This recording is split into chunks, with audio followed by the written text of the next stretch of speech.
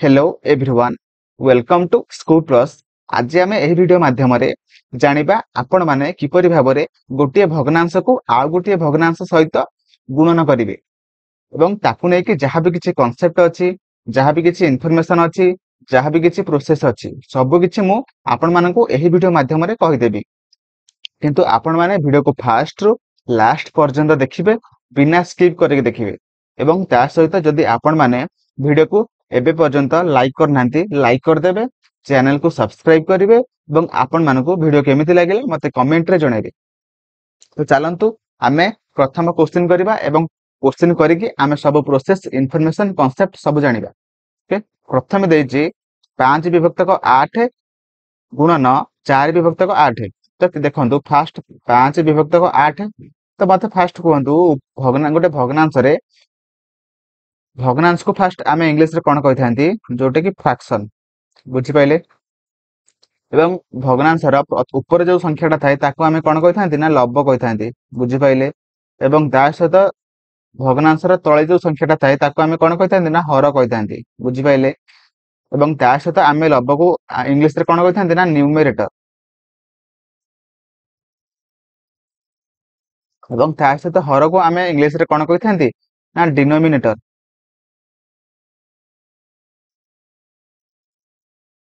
एवं हमर जो मझरे जो गारटा अछि ताको आमे कहिथांती कोन ना फ्रैक्शन बार, फ्रैक्शन बार। ओके, एबे आमे करिबा गुणन। देखंतु आपण माने गुणन केमिति करिवे।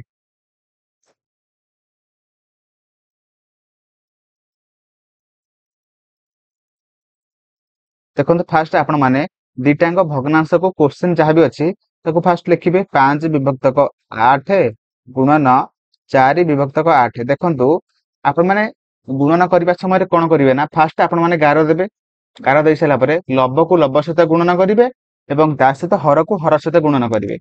तो मु लिखि देली 5 गुणन 4 5 गुणन 4 8 गुणन 8। ओके, गुणन समय रे लब्ध को लब्ध सहित गुणन करिवे एवं हर को हर सहित गुणन करिवे।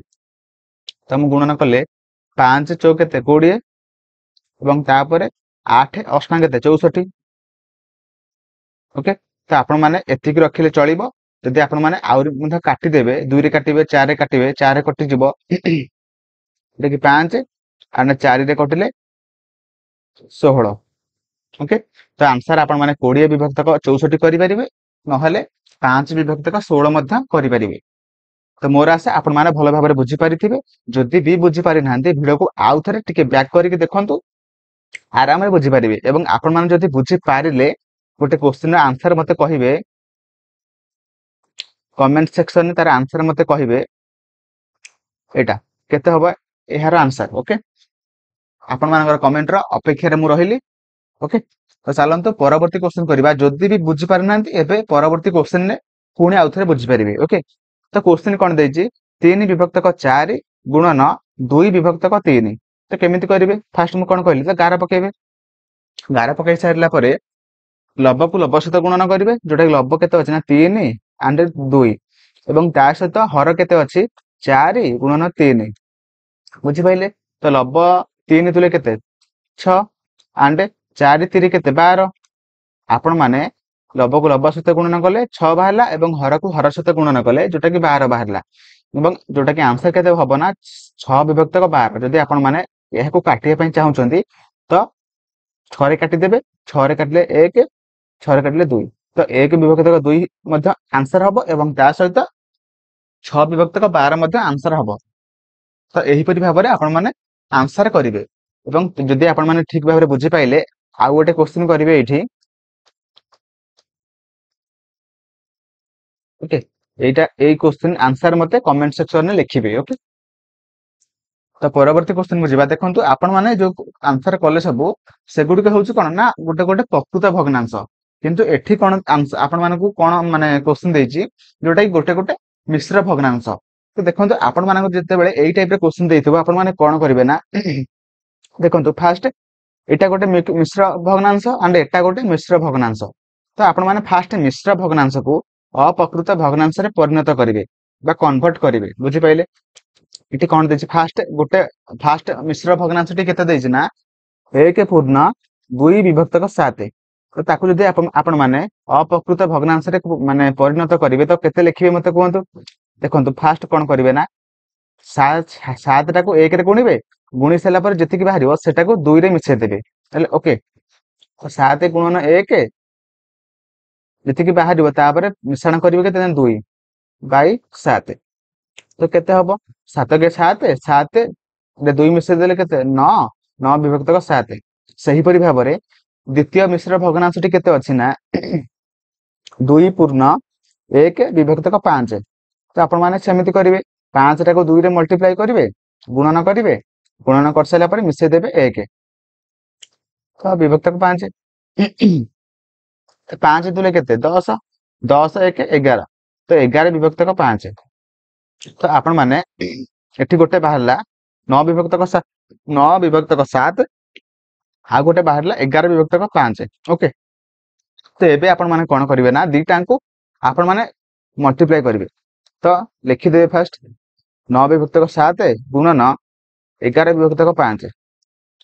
ତ ଯାହା ମୁଁ ଆପଣ ମାନଙ୍କୁ କହିଥିଲି ଲବକୁ ଲବ ସହିତ ଗୁଣନ କରିବେ ଏବଂ ହରକୁ ହର ସହିତ ଗୁଣନ କରିବେ। ତ 9 ଗୁଣନ 11 ଆଣ୍ଡ 7 ଗୁଣନ 5। ତ 11 ନୂଆ କେତେ 99 ଆଣ୍ଡ 7 ପଞ୍ଚା କେତେ 35। ତ ଏଇଟା ହେଇଗଲା ଆମର ଆନ୍ସର। ଓକେ, ତ ମୋର ଆଶା ଆପଣ ମାନେ ଭଲ ଭାବରେ ବୁଝିପାରିଥିବେ। ଦେଖନ୍ତୁ ଯେତେବେଳେ ମିଶ୍ର ଭଗ୍ନାଂଶ ଆପଣ ମାନଙ୍କୁ ପଚାରିଥିବ ଆପଣ ମାନେ ଫାଷ୍ଟ କଣ କରିବେ, ସେ ମିଶ୍ର ଭଗ୍ନାଂଶ ଗୁଡିକୁ ଅପକୃତ ଭଗ୍ନାଂଶରେ କନଭର୍ଟ କରିବେ। କରି ସାରିବା ପରେ ଆପଣ ମାନେ ତାକୁ ମଲ୍ଟିପ୍ଲାଏ କରିଦେବେ, ତ ଆପଣ ମାନଙ୍କର ସଠିକ ଆନ୍ସର ବାହାରିଯିବ। ଦେଖନ୍ତୁ ଆପଣ ମାନେ ଗୋଟେ କ୍ୱେଶ୍ଚିନ୍ ଆପଣ ମାନଙ୍କର ମନରେ ଉଠୁଥିବ କି ପ୍ରକୃତ ଭଗ୍ନାଂଶ କଣ। ଦେଖନ୍ତୁ ପ୍ରକୃତ ଭଗ୍ନାଂଶ କଣ ନା ଯେଉଁ ଭଗ୍ନାଂଶର ଲବ ସାନ ଏବଂ ହର ବଡ ତାକୁ ଆମେ କହିଥାନ୍ତି କଣ ନା ପ୍ରକୃତ ଭଗ୍ନାଂଶ। ପ୍ରକୃତ ଭଗ୍ନାଂଶ ଓକେ, ଯେଉଁ ଭଗ୍ନାଂଶର ଲବ ବଡ ହର ସାନ ତାକୁ ଆମେ କହିଥାନ୍ତି ଅପ୍ରକୃତ ଭଗ୍ନାଂଶ। ଏବଂ ବୁଝିପାରିଲେ, ତ ତାପରେ ଆପଣ ମାନେ ଜାଣିଛନ୍ତି ମିଶ୍ର ଭଗ୍ନାଂଶ କଣ ନା ଆମେ ଅପ୍ରକୃତ ଭଗ୍ନାଂଶକୁ ମିଶ୍ର ଭଗ୍ନାଂଶରେ ହରଣ କରିକି କନଭର୍ଟ କରନ୍ତି। ଓକେ,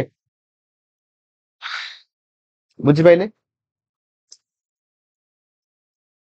ତ ଆଉ ଗୋଟେ କ୍ୱେଶ୍ଚିନ୍ କରିବା ଯାହା ମାଧ୍ୟମରେ ଆପଣ ମାନେ ପୁଣି ଆଉଥରେ ଠିକ ଭାବରେ ବୁଝିପାରିବେ।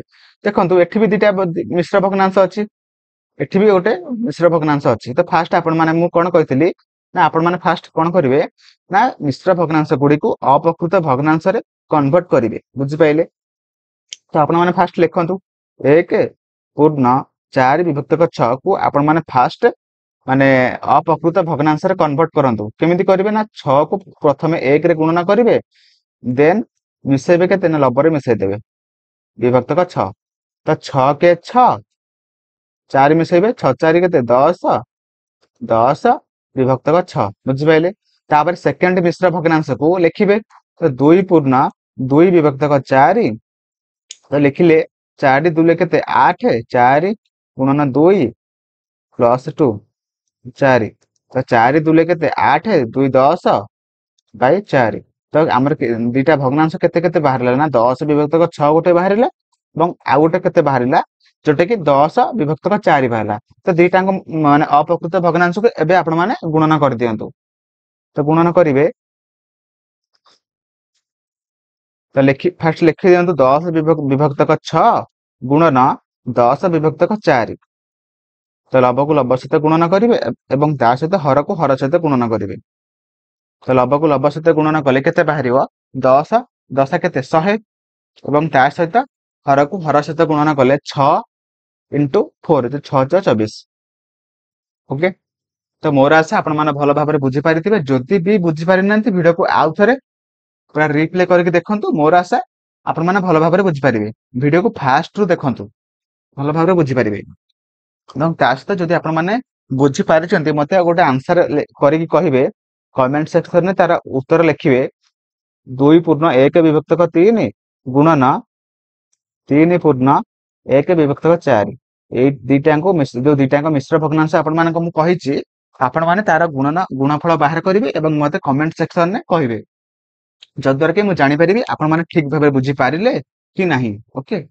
तो मोर आशा आपण माने भल भाबरे बुझी पारिथिबे जदि भी बुझी पारि नाहंती आपण माने वीडियो को आउ थरे रिप्ले करिक देखंतु मोर आशा आपण माने पूरा पूरी 100% आपण माने भल भाबरे बुझी पारिबे ଏବଂ ତା ସହିତ ଯଦି ଆପଣ ମାନେ ଭିଡିଓକୁ ଏବେ ପର୍ଯ୍ୟନ୍ତ ବି ଲାଇକ୍ କରିନାହାନ୍ତି ଲାଇକ୍ କରିଦେବେ चैनल को सब्सक्राइब करेंगे और आपण मानक वीडियो केमिति लागला मते कमेंट रे जणेबे थैंक यू जय जगन्नाथ।